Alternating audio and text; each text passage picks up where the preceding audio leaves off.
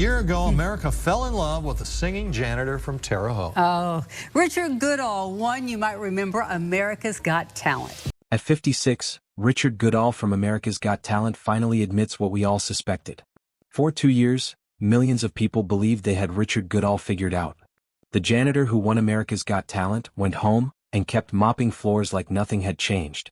It made for a great headline. A humble guy who didn't let fame go to his head. But anyone paying close attention could feel it coming. The mop and the microphone were never going to share his life forever. Something had to give. And in 2026, at 56 years old, Richard Goodall finally said out loud what so many fans had quietly suspected for a long time. He was stepping away from the school hallways for good. Not because the fame changed him, but because life had simply moved on to its next chapter. This is the full story of how a small-town custodian became one of the most unexpectedly beloved names in America, and why his goodbye hit so much harder than anyone expected. Richard Goodall's life did not begin with any hint of a spotlight. Born in 1968 and raised in Terre Haute, Indiana, he grew up in a modest, working-class household where nobody was chasing stardom.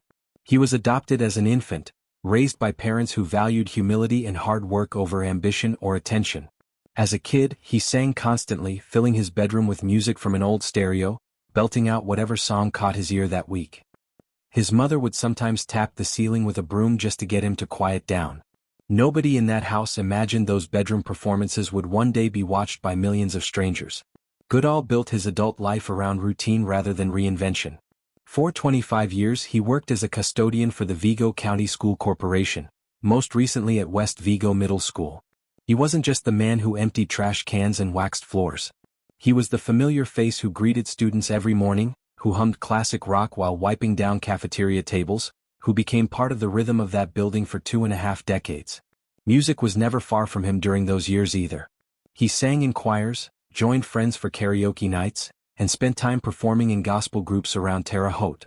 To the people who knew him, his voice always felt a little too big for the rooms he was singing in. Long before America's Got Talent ever entered the picture, Goodall had already tried once to find a bigger stage. He auditioned for The Voice at some point in his life and came away with nothing, not even a callback. He didn't complain about it. He simply returned to his job, his family, and his quiet routine, treating the disappointment as just another part of chasing something that rarely rewards people on the first attempt. Then, without any plan or expectation, everything changed. A student at West Vigo Middle School filmed Goodall singing Journey's "Don't Stop Believin'" in the school hallway and posted the clip online.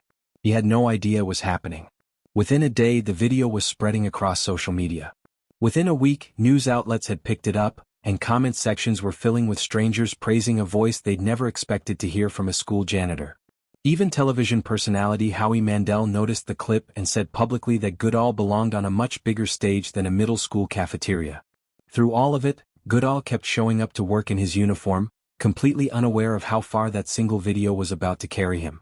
It took nearly 2 years, but eventually producers from America's Got Talent reached out.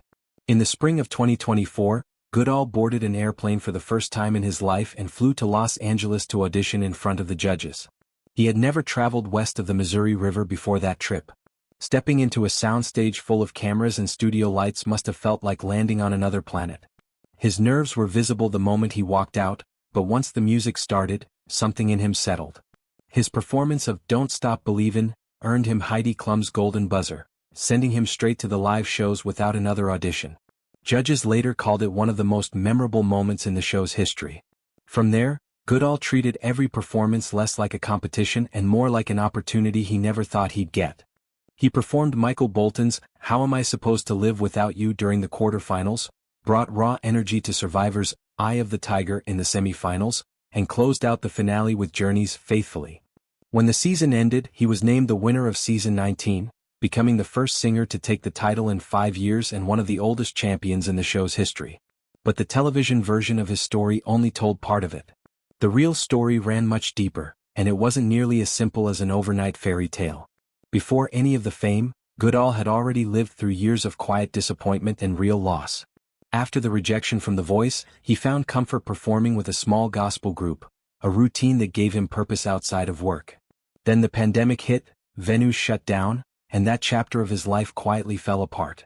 Not long after, in 2021, Goodall lost his first wife, Patricia Sue, to cancer. She had supported him through years of doubt and disappointment, and her death left a silence in his life that grief alone cannot fully explain. He kept showing up to work every morning because that discipline was simply part of who he was, even while privately learning how to live in a world that suddenly felt unfamiliar. Those closest to him could hear the weight in his voice whenever he sang in the years that followed.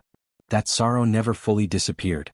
In many ways, it became part of the emotional depth that later moved millions of viewers who had no idea what was behind it. Life eventually offered him something he wasn't expecting. He met a woman named Angie Vanovin, long before cameras or television contracts entered the picture. She knew him simply as Richard, not as a viral clip or a future celebrity. As his America's Got Talent journey picked up speed, Angie became the steady presence he leaned on through all of it, encouraging him through moments of doubt and reminding him that he deserved real happiness, not just fleeting attention. The two got married in September 2024, the day after Goodall performed in the AGT finals, celebrating with family and members of his AGT circle over dinner on a beach in Malibu. He later credited her directly for helping him find the courage to keep going through the competition. Angie's influence reached even further than his music career. She encouraged Goodall to finally look into a part of his life he had carried quietly since childhood, the identity of his biological father, a question he had never had answered since being adopted as an infant. Using an ancestry service, the two of them eventually tracked down a man named Hubert, a retired K-9 police officer and Army veteran living not far away in Indiana. Remarkably, Hubert had no idea Goodall existed. According to Goodall, Hubert actually recognized him first, having seen his face on television during America's Got Talent and suspecting there might be a connection. In August 2025, Goodall shared the news publicly, introducing his biological father to fans and thanking Angie for encouraging him to search in the first place. He explained that Hubert had no other children, and that the shock of learning about a son after all those years was almost impossible to put into words.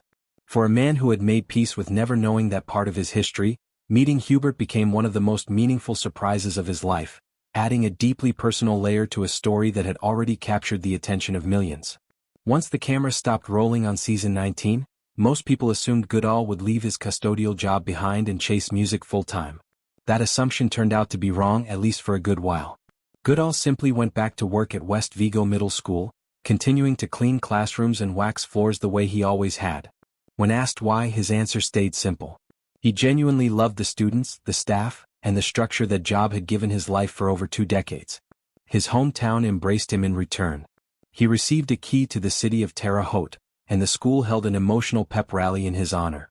Long before he ever won anything, that same community had already shown its support, pooling money together through local fundraisers just to help him afford the trip to Los Angeles for his first audition.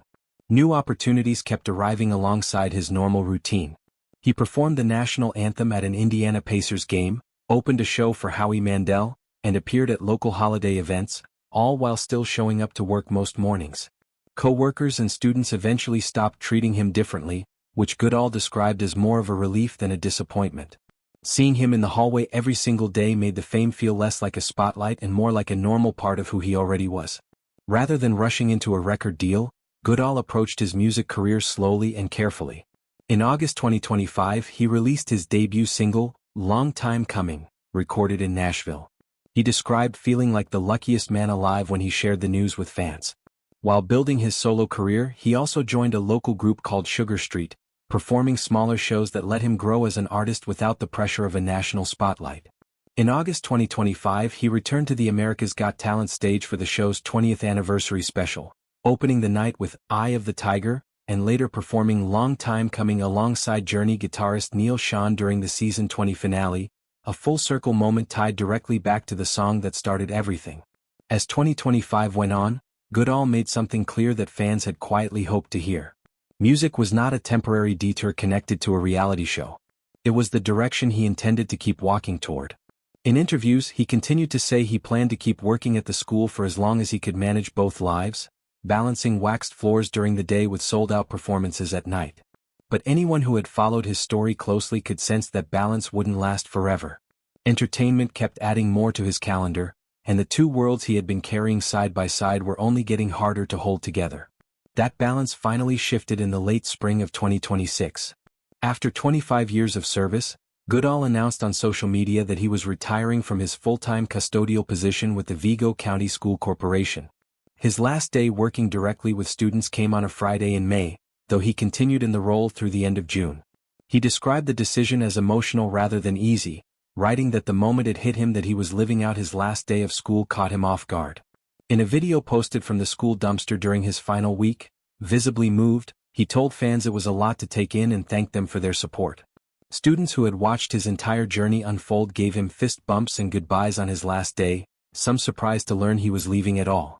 He didn't rule out returning someday as a substitute custodian, and he made clear his singing career would carry on, including continued performances with the Sugar Street Band and his growing list of solo appearances. Alongside the retirement came another announcement nobody entirely saw coming, even though the pieces had been quietly falling into place for months. In June 2026, it was revealed that production companies Everard Entertainment and Mad Chance were developing a feature film based on Goodall's life, with producers Ben Everard and Andrew Lazar attached to the project and writer Chris Perizzo working on the script. The producers pointed to his AGT win, his marriage, and the unexpected discovery of his biological family as proof that his story was almost too remarkable not to tell. For Goodall, the reaction remained grounded. He continued describing himself simply as a regular guy who happened to get the chance of a lifetime, the same tone he had carried since the very first viral clip of him singing in that school hallway. Looking back at the entire arc of it, from a hallway video nobody planned, to a golden buzzer, to a wedding on a California beach, to losing a wife and later finding a father he never knew existed, Goodall's story doesn't read like a lucky break. It reads like years of quiet persistence finally catching up to him all at once. What fans suspected all along turned out to be true. The mop was never going to win against the music forever. It just took the right amount of time, the right amount of heartbreak, and the right amount of love for Richard Goodall to finally admit it himself and step fully into the next chapter of his life. If this story moved you, that's because it's a real one, still being written, one performance and one goodbye at a time.